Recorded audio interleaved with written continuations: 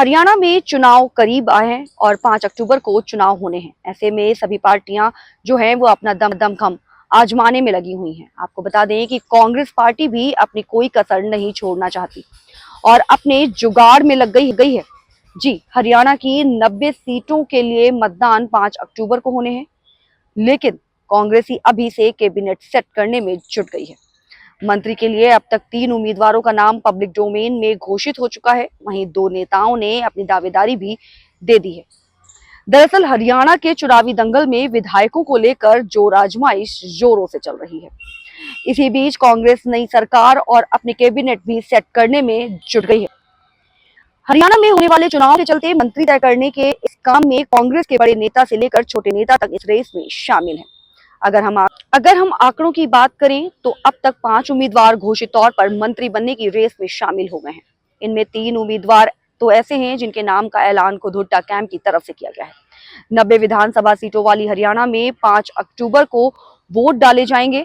यहाँ सरकार बनने पर अधिकतम 13 मंत्री बनाए जा सकते हैं।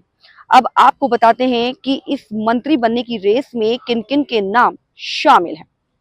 पहला नाम अनिरुद्ध का सामने आया है।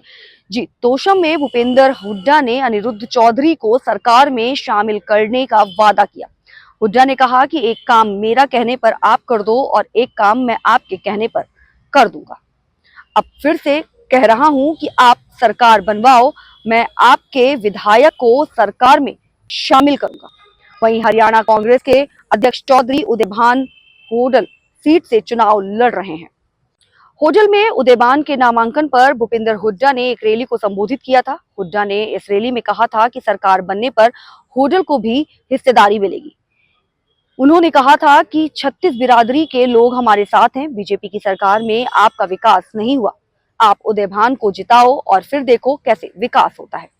इसके बाद दीपेंद्र ने प्रदीप नरवाल को मंत्री बनाने की बात कही। एक रैली में प्रियंका गांधी के साथ मंच पर मौजूद दीपेंद्र हुड्डा ने भवानी खेड़ा से कांग्रेस उम्मीदवार प्रदीप नरवाल को सरकार में मंत्री बनाने की बात कही। वहीं चिरंजीव भी कर चुके हैं डिप्टी सीएम पद लाने की घोषणा। कांग्रेस के कद्दावर नेता कैप्टन अजय यादव के बेटे राव चिरंजीव सिंह डिप्टी सीएम बनने का वादा कर चुके हैं। रेवाड़ी में एक रैली को संबोधित करते हुए चिरंजीव ने कहा कि सरकार आएगी तो इस बार डिप्टी सीएम का पद यहां पर लाऊंगा। इस रेस में नीरज भी डिप्टी सीएम बनने का ऐलान कर चुके हैं। वहीं फरीदाबाद एनआईटी से कांग्रेस उम्मीदवार नीरज शर्मा भी विधायकी जीतने पर मंत्री बनने की बात कह चुके हैं। एक रैली में नीरज ने कहा कि हुड्डा साहब से बात हो गई है, सरकार आने पर वे मुख्यमंत्री बनेंगे और मैं छोटा हूं तो डिप्टी सीएम बनूंगा।